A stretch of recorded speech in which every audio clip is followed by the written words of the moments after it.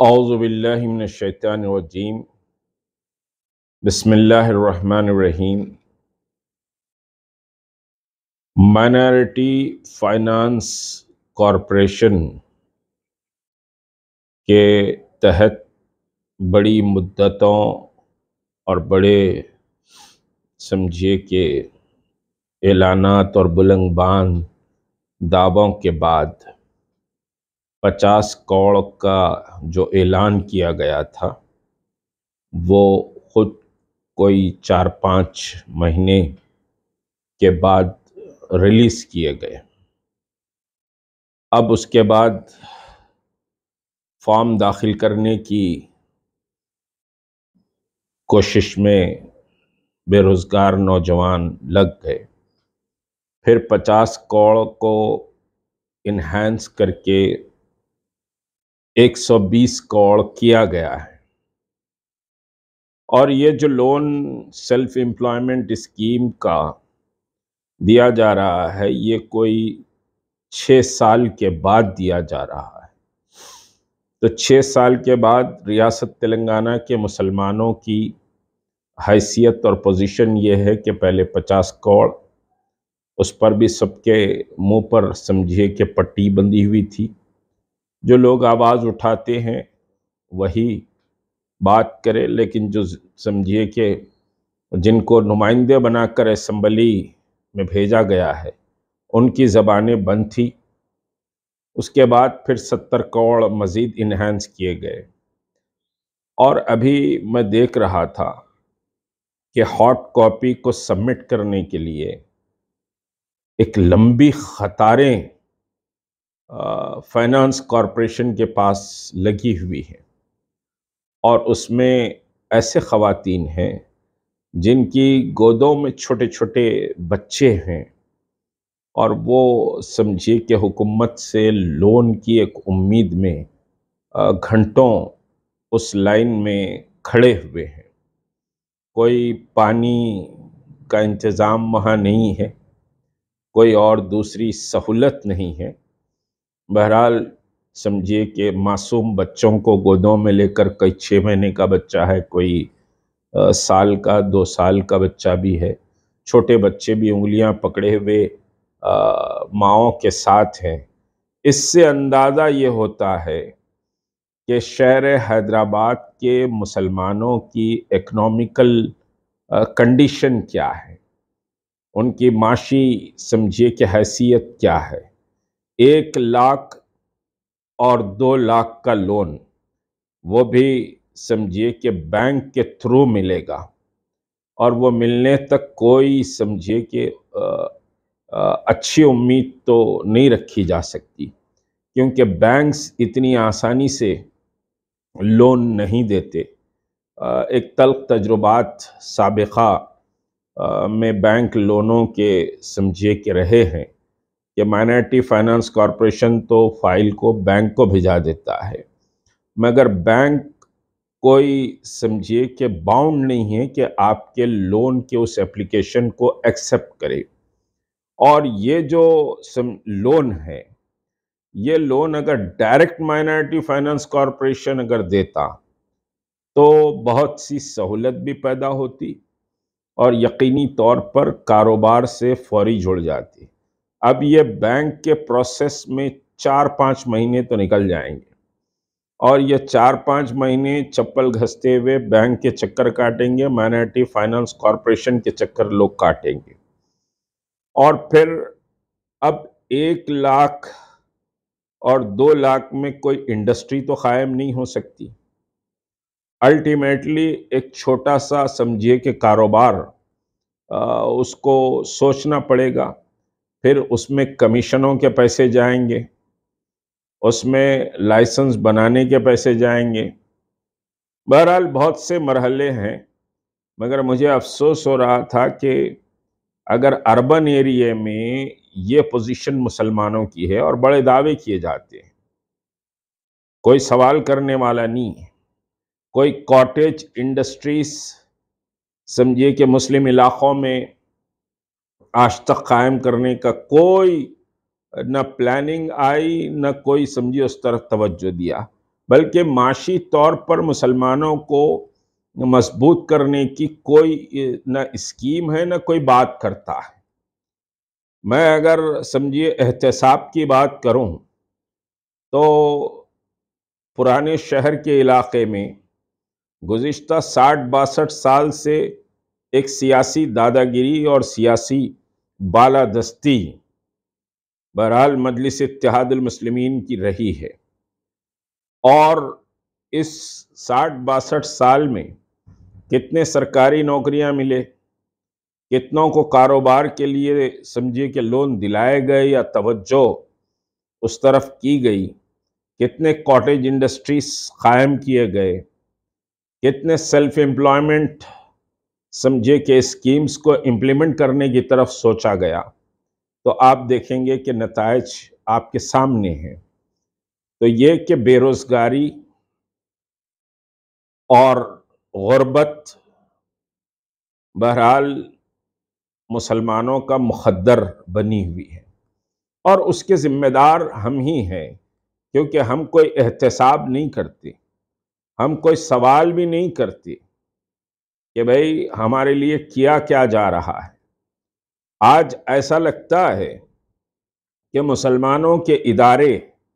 خود مسلم قزاق لوٹ رہے ہیں۔ مسلمانوں کو پہلے تو کوئی سمجھیے کہ مراعات نہیں ہے، کوئی ان کی طرف توجہ بھی نہیں دیتا۔ اگر 9 سال کا پیریڈ دیکھ لیا جائے یہ ٹی آر ایس گورنمنٹ کا، تو اس 9 سال کے پیریڈ میں مسلمانوں کی اکنامیکل اور ایجوکیشن جو پوزیشن ہے، وہ پوزیشن 2014 سے مزید نیچے آ گئی، مزید نیچے آئی، جبکہ تلنگانہ کے بننے کے بعد یہ سمجھا جا رہا تھا کہ بھئی مسلمانوں کی معاشی اور تعلیمی اور سماجی اور پھر سمجھیے کہ صاحب صحت کے شعبے میں ان کی حیثیت یا ان کی پوزیشن یا ان کے مسائل بہت تیزی سے حل ہو جائیں گے، لیکن اس سے زیادہ نیچے کی سطح پر ہم آ گئے۔ ایک بڑا ڈھنڈورا سبھی پیٹتے ہیں، ٹی آر ایس کے مسلم لیڈر بھی پیٹتے ہیں، الائنس پارٹی کے لوگ بھی پیٹتے ہیں کہ ریزیڈنشیل اسکول قائم کیے گئے، ٹمریز سمجھیے کہ جس کو کہتے ہیں، تو ریزیڈنشیل اسکول کا ایک بڑا ڈھنڈورا پیٹا جاتا ہے۔ ذرا ریزیڈنشیل اسکول کا آپ جا کر جائزہ لیں،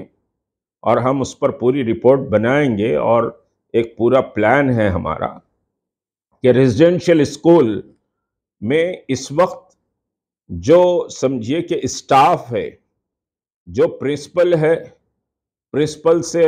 سمجھیے کہ ہٹ کر پھر جو ٹیچنگ اسٹاف ہے اور ایڈمنسٹریٹیو اسٹاف ہے، وہ مور دین 60% نان مسلم ہے، چاہے وہ جونیئر کالجز ہو یا پھر اسکولز ہو، یہ پوزیشن وہاں ہے۔ اچھا، اسٹوڈنٹس کی بھی اگر آپ سمجھیے کہ صاحب پرسنٹیج کو دیکھیں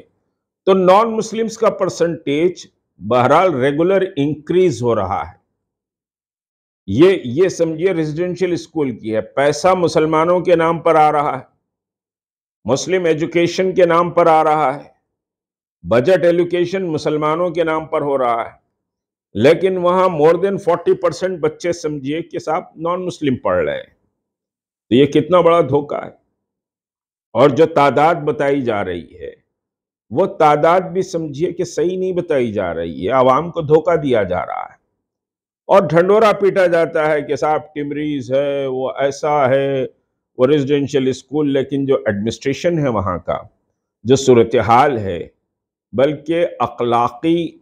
اور دینی تعلیم سے تو بچے بالکل بے بہرا ہیں ان ٹمریز میں، جو سمجھیے کہ رورل ایریا میں جو اسکولز ہیں، اور وہاں کی جو صورتحال سامنے آ رہی ہے رورل ایریا کی، وہ صورتحال انتہائی بدترین ہے،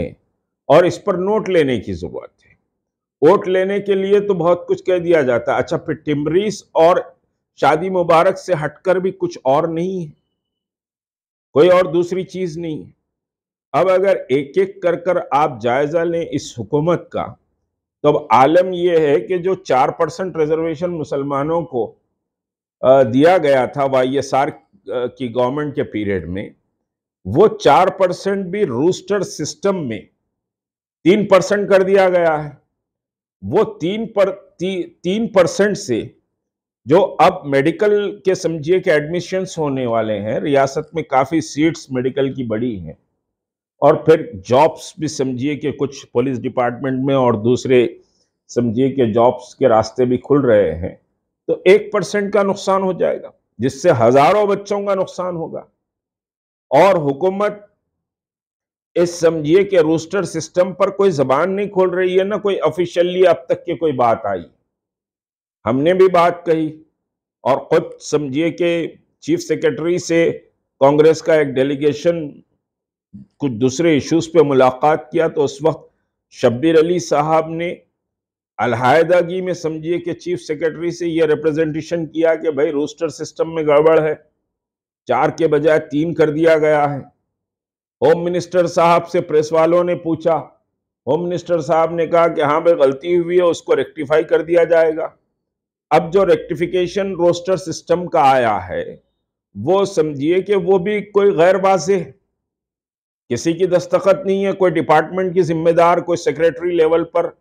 یا چیف سیکرٹری کے پاس سے یا سی ایم او آفس سے کوئی سمجھیے، یا پھر مائنارٹی سیکرٹری کی طرف سے کہ صاحب روسٹر سسٹم کو کریکٹ کر لیا گیا، ایسی کوئی بات نہیں. سب سمجھیے کہ خاموش بیٹھے ہوئے ہیں.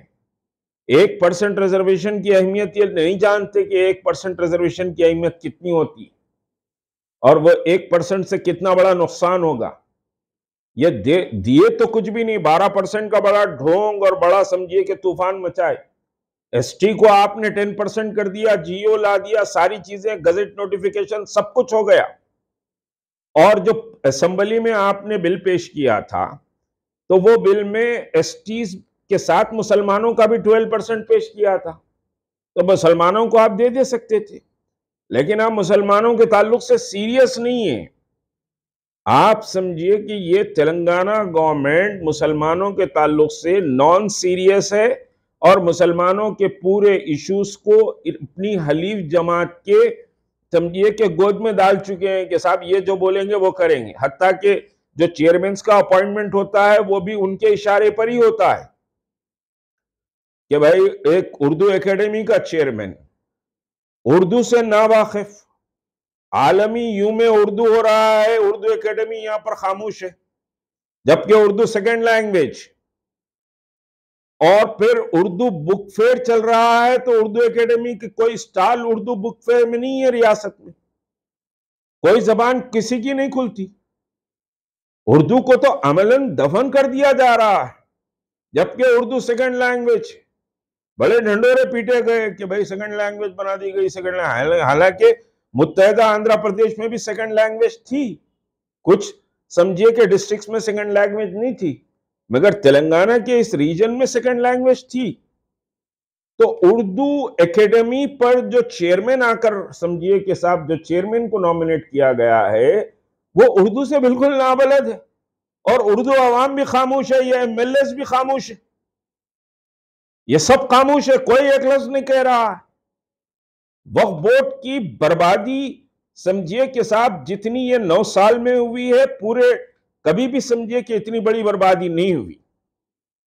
وقف بورڈ کی زمین بابا کی جاگیر کے جیسا تقسیم کر دیے جا رہے ہیں. ارے بھائی آپ کو حج ہاؤس بنانا ہے تو آپ گورنمنٹ کی زمین دیجئے، گورنمنٹ. آپ کو ریزیڈنشل اسکول بنانا ہے تو گورنمنٹ زمین دے. آپ کو فروٹ مارکیٹ سمجھیے کہ ڈیولپ کرنا ہے تو گورنمنٹ زمین دے.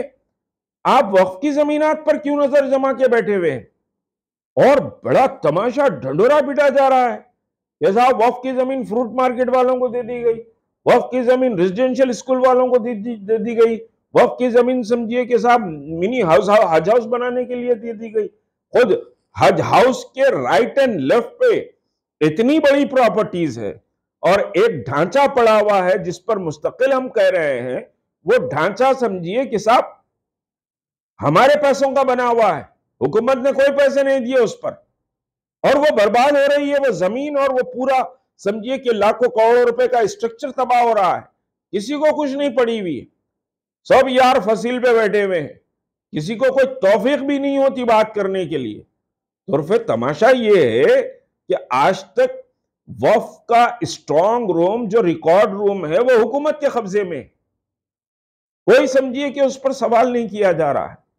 کون پوچھے، کس سے پوچھے؟ یہ مسلمانوں کے اثاثے جات کی تباہی و بربادی کی داستانیں، اور اس پر سمجھیے کہ صاحب زندہ آباد مردہ آباد بولنے والے، مسلمانوں کے نام پر اللہ اور رسول کا واسطہ دے کر ووٹ لینے والے سب خاموش، کروڑوں روپے کی جائیدادیں برباد ہو گئی۔ انشاءاللہ وقت پر سمجھیے کہ پورا ایک ٹوٹل سمجھیے کہ بات رکھی جائے گی کہ وقت پہ کون کہاں کتنے سمجھیے کہ بربادی مچایا ہے، کون خاموش بیٹھا ہے، لینڈ کو ہلز میں کس کو کیا ملا ہے، اور پھر سمجھیے کہ وپرو کی زمین کیسے گئی ہے، اور پھر سمجھیے کہ درگاہ حسین شاہ ولی کی زمین کیسے برباد کی گئی، دوسرے زمینات پر کیسے کیسے قبضے کیے گئے، کیسے کیسے حالات ہیں، انشاءاللہ پوری تفصیل آئے گی۔ لیکن یہ مسلمانوں کی جو بربادی ہے، یہ مسلمانوں کے اثاثے جات کی بربادی، مسلمانوں کی معاشی بدحالی اور مسلمانوں کی اکنامیکل پوزیشن، تو آج آپ سمجھیے کہ صاحب حج ہاؤس کے پاس لگنے والی لائنوں سے اندازہ لگا لیں۔ 1,00,000 روپے میں سمجھیے کہ ایک چھوٹا سا فٹ پاتھ پہ کاروباری اسٹیبلش ہو سکتا ہے، کوئی بڑی دکان اسٹیبلش نہیں ہو سکتی، کوئی شو روم تو اسٹیبلش نہیں ہو سکتا۔ اس کے لیے مسلمان کتنی بڑی لائنیں لگایا ہے، اس سے اندازہ ہو جاتا ہے کہ کتنا کام مسلمانوں کی معیشت پر ہوا ہے، اور حکومت سے کتنے معیشت کے تعلق سے سوال کیا گیا ہے۔ پرانے شہر میں کاٹیج انڈسٹریز بن سکتے تھے جو خواتین جس سے روزگار حاصل کر لے، پرانے شہر میں بہت کچھ سمجھیے کہ ڈیولپمنٹ کیا جا سکتا تھا، لیکن سمجھیے کہ آپ احتساب نہیں کرتے، آپ سوال نہیں کرتے، تو آج آپ کی نسلیں سمجھیے کہ بھگت رہی ہیں۔ اور اگر آج بھی آپ اس تبدیلی کے لیے اپنا آنچ قربان نہیں کریں گے تو کل سمجھیے آپ کو کچھ ملنے والا نہیں ہے۔ بہرحال یہ تکلیف دہ صورتحال ہے اور بہت سی داستانیں ہیں، انشاءاللہ مختلف سمجھیے کہ موقعوں پر تفصیل سے بات کروں گا۔ بہرحال اللہ تبارک تعالیٰ مسلمانوں کی ان تکلیفوں سے اور یہ سمجھیے احتسال کرنے والی طاقتوں سے اللہ مسلمانوں کو نجات دے دے۔ وآخر دعوانا الحمدللہ رب العالمین۔